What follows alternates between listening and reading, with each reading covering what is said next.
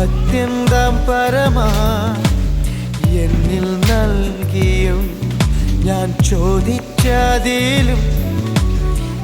നനച്ചതിലും അത്യന്തം പരമാ എന്നിൽ നൽകിയും എൻ കഴി